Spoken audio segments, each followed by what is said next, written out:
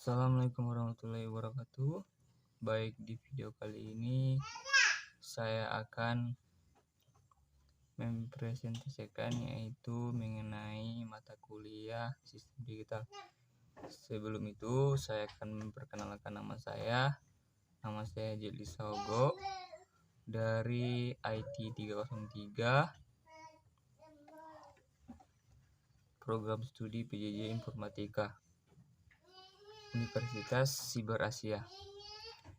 Baiklah, di video kali ini saya akan membuat sebuah paper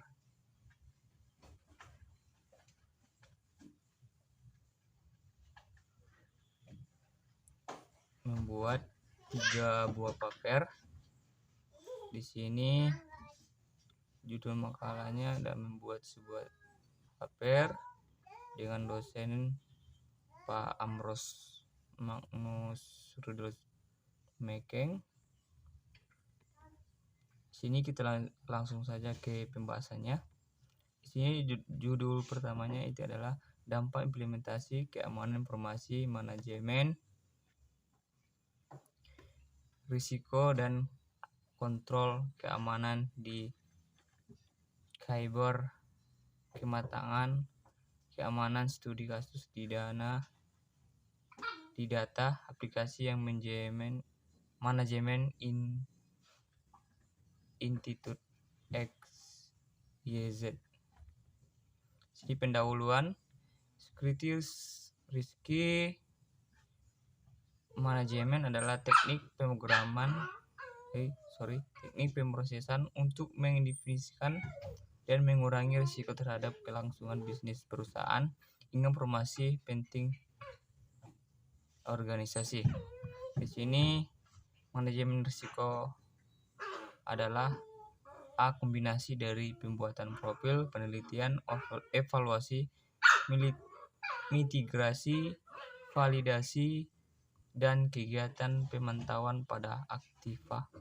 Sini menurut Weller ada beberapa tahapan. Yang pertama, resource profiling, yaitu menjelaskan sumber daya dan tingkat dari mempertaruhkan kepekaan. Yang kedua, mempertaruhkan penilaian mengenai dan menilai ancaman, kerentangan, dan risiko. Yang ketiga, risiko memutuskan untuk menerima, menghindari, mentransfer, atau mengurangi risiko. Yang keempat, tahap dokumen keamanan informasi dan pemilik bisnis, yaitu mendokumentasikan keputusan risiko termasuk pengecualian dan rencana militer. Yang kelima, mitigasi risiko merupakan tahapan pelaksanaan rencana mitigasi dengan pengendalian yang telah ditentukan. Yang keenam, validasi, yaitu pengujian kontrol memastikan itu sebenarnya mempertaruhkan paparan adalah oleh itu diinginkan mempertaruhkan tingkat. Yang ketujuh, aliran dari itu terakhir adalah pemantauan dan pemeriksaan, yaitu terus-menerus pelacakan perubahan ke sistem yang dapat mempengaruhi profil risiko dan melakukan rutinisasi. Sini ada pembahasan menentukan konteks risiko keamanan informasi yang menetapkan kriteria dasar, ruang lingkup dan batasnya, serta mengatur manajemen risiko keamanan informasi. Yang pertama ada dasar kriteria. Di sini dasar kriteria yaitu terdiri dari kriteria evaluasi risiko, kriteria dampak, dan kriteria penerimaan risiko. Sini ada gambar yaitu tabel kriteria dasar. Kriteria dasar berasal dari bawah, sangat rendah, sedang, tinggi, dan sangat tinggi.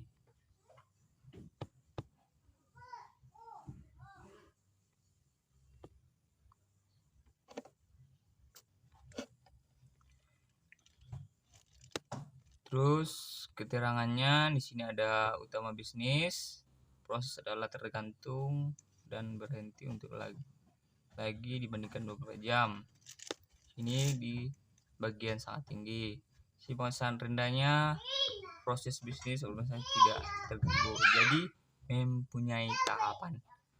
Sini lagi identifikasi aset yang terdefinisi 30 aset pada aplikasi manajemen data yang terdiri dari 7 aset informasi A1, A7, 3 aset perangkat lunak, A8, A10, 11 aset perangkat keras, A11, A21, 4 aset layanan, A22, A25, dan 4 manusia aktif, A26, A29, dan 1 lokasi aset, A30 mengacu pada angka 4. Setiap aset memiliki sebuah penelitian aset. Sini ada gambarnya, grafik. Sini aset informasi, aset software, aset hardware, dan aset service, aset manusia, dan aset lokasi. Sini identifikasi kerentanan. Kerentanan disebabkan karena kontrol yang tidak dapat mempengaruhi ancaman. Kontrol juga mempunyai proses dari mengidentifikasi dari 30 aktiva terdiri dari 87 kerentanan skenario dengan meliputi 78 tingkat rendah dan 9 sedang tingkat. Sini ada evaluasi risiko. Sini evaluasi risiko mempunyai dampak X probabilitas yang merupakan konsekuensi dari munculnya suatu ancaman, sedangkan tingkat risiko menunjukkan perkiraan apa yang terjadi jika ancaman tersebut benar-benar terjadi. Sini kategori risiko sangat tinggi, ada 20 dan 25. Sini nilai risiko tingginya adalah 10, 12, 15, dan 16. Sini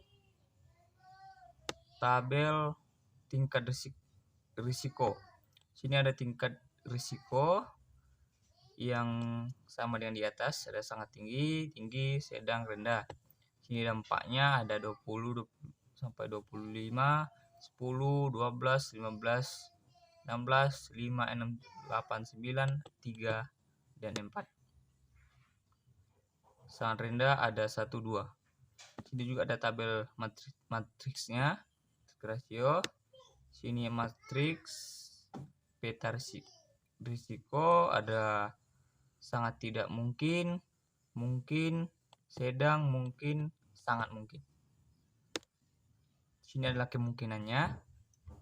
Terus terakhir kesimpulan. Ini riset yang berfokus pada aplikasi dari itu. Informasi keamanan mempertaruhkan pengelolaan standar penilaian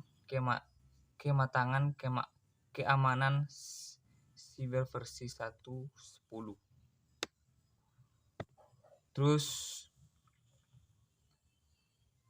batasan penelitian, salah satu aplikasi strategis pemerintahan di institutif Republik Indonesia dengan tahapan identifikasi, analisis risiko, evaluasi risiko, penanganan risiko, penerimaan risiko, pengendalian risiko, dan analisis kesenjangan maturitas cyber.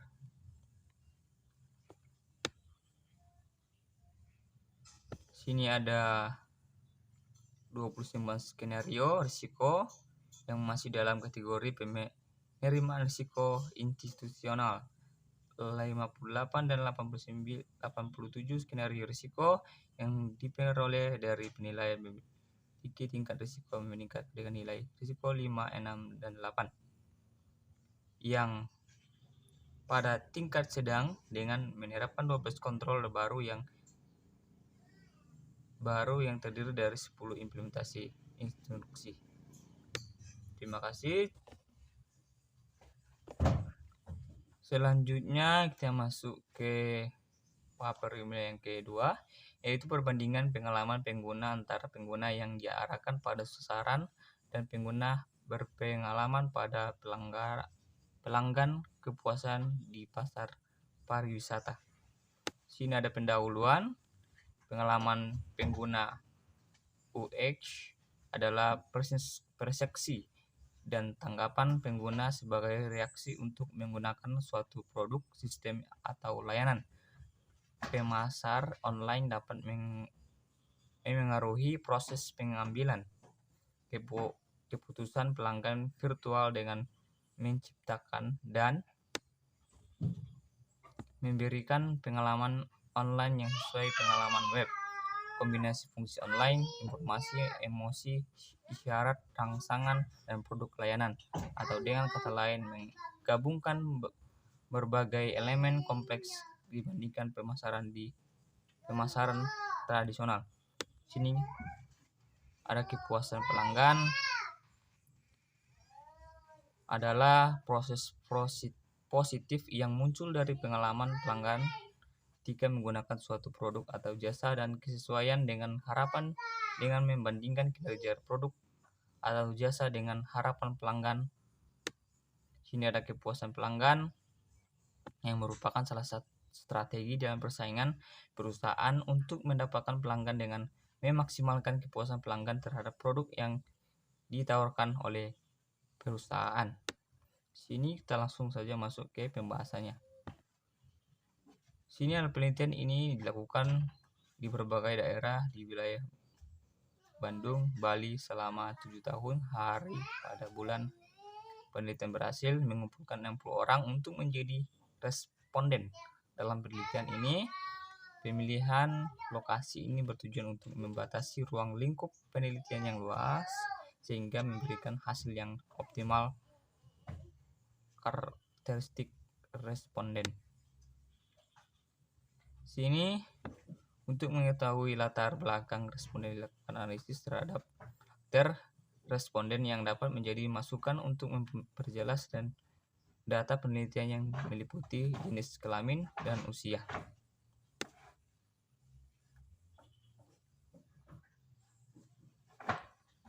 Terus sebanyak 33 responden berjenis kelamin perempuan, ada 55%, dan sebanyak 27 responden berjenis kelamin laki-laki. Di sini berjenis kelamin perempuan ada 50% sebagai besar responden berusia 21 sampai 22 tahun. Sedangkan 43 orang 71,67% tidak ada responden yang berusia di bawah 21 tahun atau di atas 40 tahun.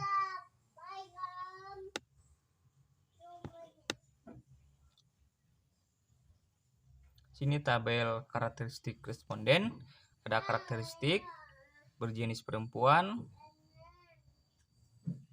frekuensi, persentase. Di usia pria 21 sampai 22, 23, 24 sampai 28. Ada frekuensinya ada 33, 27, 43 sampai 3. Ada 55%, 45%, ada 10%, dan 5% sampai 5%. Sini analisis deskriptif. Analisis deskriptif yang digunakan dalam penelitian digunakan untuk mendapatkan gambaran deskriptif berbagai user experiences dan kepuasan pelanggan akan terbentuk. Hal ini menunjukkan bahwa dimensi yang membentuk pengalaman pengguna di situs web Pigiso dianggap lebih positif pada kelompok perilaku yang mempengaruhi pada tujuan daripada kelompok perilaku pengalaman. Sini kesimpulannya, setelah dilakukan pengujian, analisis, dan instrumentasi terhadap data penelitian, maka dapat ditarik kesimpulan untuk menjawab rumusan masalah penelitian di bawah berikut. Pertama adalah responden pada kelompok eksperimen. Satu, memiliki penilaian user ekspresi yang lebih tinggi daripada responden pada kelompok eksperimen. Kedua, pengalaman responden pada kelompok eksperimen Goldristic memiliki penilaian kepuasan pelanggan yang lebih tinggi dibandingkan responden pada kelompok eksperimen 2.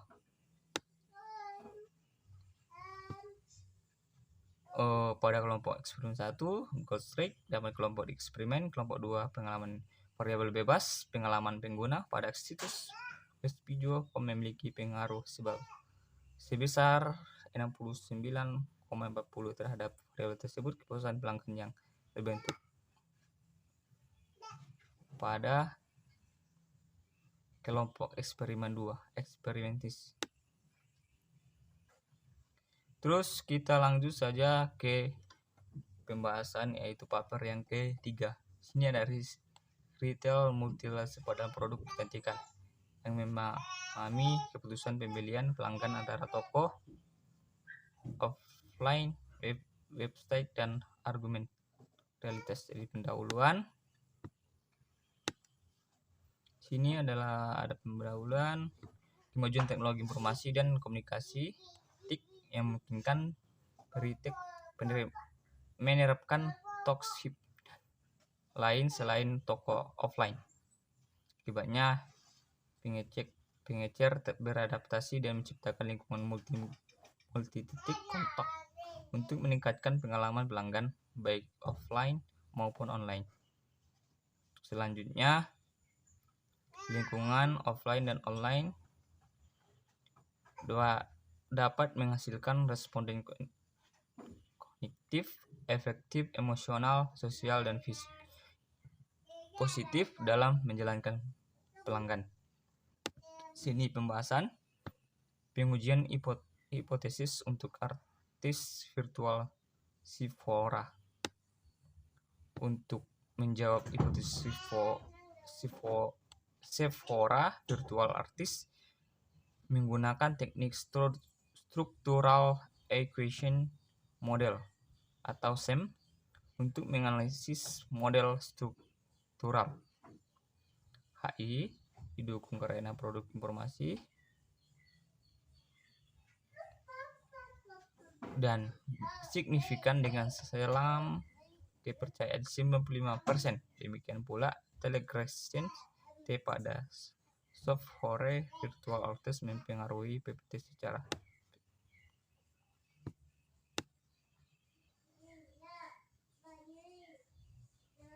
sini ada pengujian hipotesis untuk situs web tradisional Sephora dan toko offline. Sini situs web tradisional dan toko offline menemukan bahwa informasi produk secara signifikan mempengaruhi informasi pembelian senilai 0,524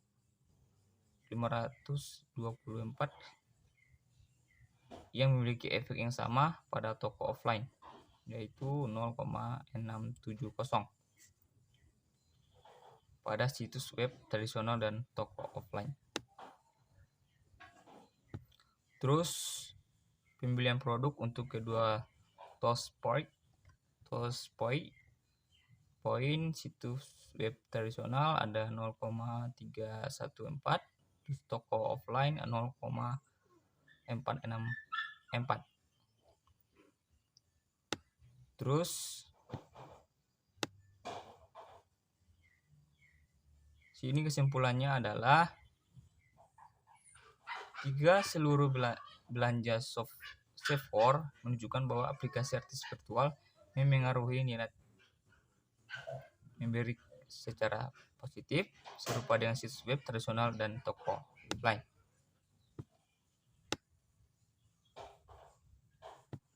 Terus kemudahannya adalah pengguna yang dirasakan menunjukkan bahwa fitur hanyalah saluran promosi yang lain untuk software selain dari toko offline dan situs web. Mungkin sekian dari saya mungkin ada kata-kata yang tidak berkenan, saya minta maaf. Sekian dan terima kasih.